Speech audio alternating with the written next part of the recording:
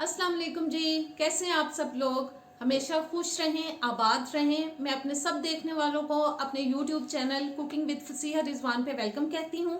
और आज जो मैं रेसिपी आपके लिए लेके आई हूँ वो ऑल द टाइम सबकी फेवरेट रेसिपी है और वो है जी आलू गोश्त। चाहे कोई दावत हो, कोई शादी हो, आलू गोश्त नज़र आ जाए तो सब बहुत शौक से खाते हैं। इंशाल्लाह ताला रेसिपी आपको पसंद आएगी, लेकिन उसके लिए आपको वीडियो को एंड तक ज़रूर देखना पड़ेगा। चैनल पे नए आए हैं तो प्लीज सब्सक्राइब कर दे मेरे चैनल को। वीडियो अच्छी लगे तो लाइक और शेयर भी कर दीजिएगा।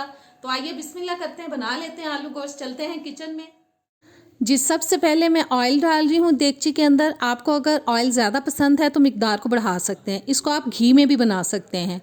एक बड़े साइज़ की बारीक कटी हुई प्याज डाल दी है और अब हम प्याज को दरमियानी आंच पे फ्राई करेंगे। इतना फ्राई करेंगे कि इसके अंदर जो है गोल्डन सा कलर आ जाए। बहुत डार्क कलर नहीं लेके आना है इसके अंदर, वरना टेस्ट अच्छा नहीं आएगा। बस गोल्डन सा कलर आने तक इसको फ्राई करेंगे। जैसा कलर चाहिए था वो आ चुका है। अब मैं इसके अंदर शामिल कर रही हूँ 1 टेबलस्पून अदरक लहसुन का पेस्ट और इसको भी थोड़ा सा पकाएंगे। तकरीबन 1 मिनट के लिए मैं इसको पकाऊंगी। और अब मैं शामिल कर रही हूँ जी मटन आधा किलो, यानी कि बकरे का गोश्त मैंने आधा किलो ले लिया है, वो डाल दिया है। और इसको भी अब हमें फ्राई करना है दरमियानी आंच पे तकरीबन 7-8 मिनट के लिए। फ्राई करने से ये होगा कि इसकी स्मेल जो है काफ़ी हद तक ख़त्म हो जाएगी और बहुत टेस्टी ये बनेगा, बहुत मज़े का बनेगा। और बस जी दरमियानी आंच पे ही इसको फ्राई कर रही हूँ, बीच बीच में हिलाती जा रही हूँ। और देखें जी कितना ज़बरदस्त सा कलर आ चुका है, गोश्त का कलर बिल्कुल चेंज हो चुका है। और अब मैं इसमें शामिल कर रही हूँ टमाटो प्यूरी। 3 बड़े साइज़ के टमाटर लेके थोड़ा पानी डाल के प्यूरी बना ली थी मैंने उसकी। और 1 तेज़पात डालेंगे, 2 बड़ी इलायची और 1 दारचीनी का टुकड़ा। इनको अच्छे से मिक्स कर देते हैं। टमाटर मैं शोरबे वाले सालन में पीस के डालती हूँ क्योंकि मुझे टमाटरों का छिलका आता है वो बहुत बुरा लगता है, लिहाजा मैं पीस के डालती हूँ ताकि टमाटर का छिलका ना आए शोरबे के अंदर।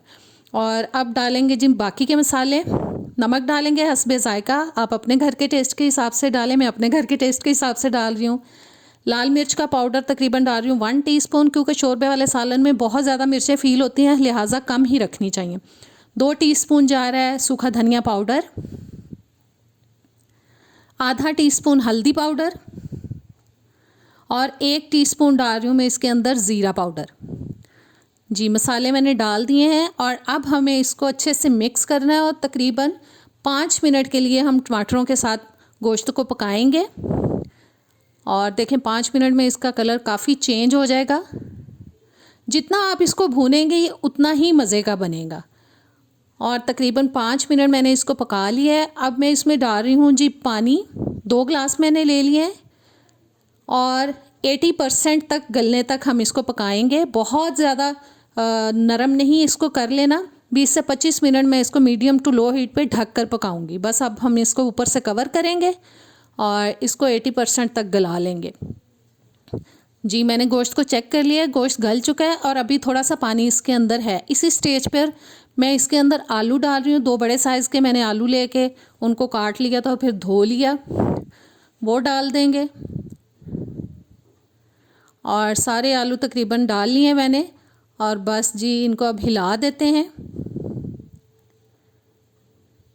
और अब दरमियानी आंच पे ही मैं इसको पका रही हूँ। इसी स्टेज पर मैं इसमें डाल रही हूँ जी 1/4 टीस्पून जायफल पाउडर, ये जवित्री पाउडर है सॉरी, और 1/4 टीस्पून डालेंगे जायफल पाउडर।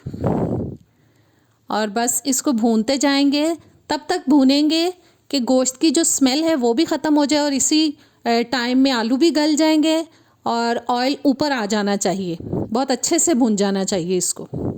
ऑयल देखें ऊपर आना शुरू हो चुका है। थोड़ा सा इसको मज़ीद भूनेंगे, स्मेल बिल्कुल ख़त्म हो चुकी है और देखें ऑयल बहुत अच्छे से ऊपर आ चुका है। अब आपको जितना शोरबा बनाना है आप इसके अंदर उतना पानी डाल दें। थोड़ा सा मैं और डालूंगी क्योंकि मुझे अभी थोड़ा कम लग रहा है पानी। बस थोड़ा पानी और शामिल करते हैं और अब ऊपर से कवर करके हम दरमियानी आंच पे इसको 10-12 मिनट के लिए पका लेंगे। जितना आपको शोरबा रखना है उस हिसाब से पका लें। ये ज़बरदस्त सा शोरबा पक चुका है और अब मैं इसमें डाल रही हूँ 4-5 हरी मिर्चें साबुत वाली। साथ ही डाल देंगे जी हरा धनिया। और हरा धनिया डालने के बाद थोड़ा सा इसके अंदर हम डाल देंगे गरम मसाला और बस अच्छी तरह से मिक्स करने के बाद इसको ऊपर से कवर करेंगे और बिल्कुल हल्की आंच पे हम 5-6 मिनट के लिए इसको दम पे लगा देंगे और फिर उसके बाद हम इसको बोल में निकालेंगे।